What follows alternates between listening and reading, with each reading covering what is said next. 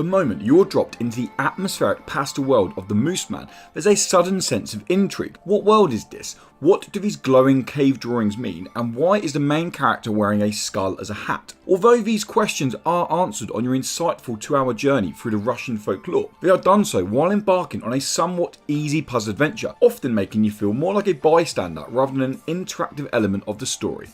Taking the role of the Mooseman, a half-human, half-god creature, you have the ability to see what the human eye cannot. Using this ability, you'll need to switch between reality and mythical fantasy to solve several environmental puzzles and boss encounters. This mechanic works very well with the simplicity of the game, as you only have the option of moving left and right and switching between god vision and reality, making the Mooseman playable to just about anyone straight off the bat.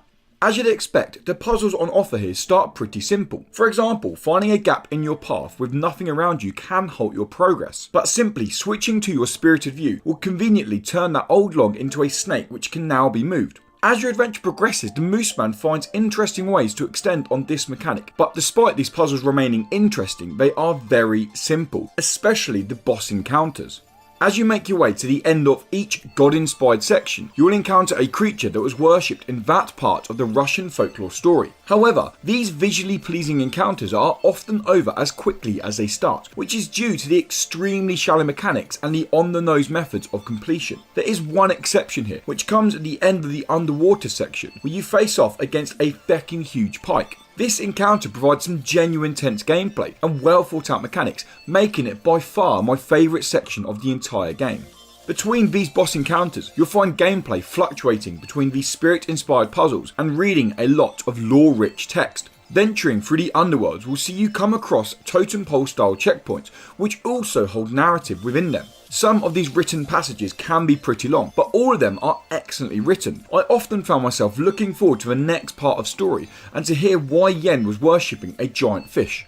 Outside of these insightful totem poles lies one other collectible in the form of artifacts. These are represented as mini wall paintings, and finding them helps provide a little more detail to the in-depth narrative on offer. But despite the fact that these artifacts offer a little more narrative, I rarely found myself really searching for them. If one happened to pop up on my quest for the spirited world, then that was great, but outside of achieving a platinum trophy, I found little encouragement to search high and low for any of these artifacts.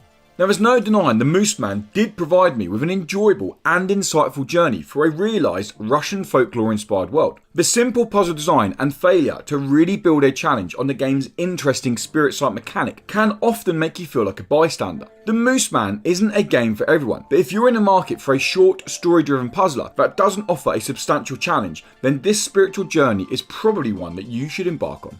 To see more on the Mooseman, then why not check out the first 12 minutes of gameplay now? Or to hear our thoughts on the latest indie game news and us discuss the topic, are indie games too cheap? Then why not check out episode 51 of the Indie Credible podcast. Thanks for watching guys, and until next time, goodbye.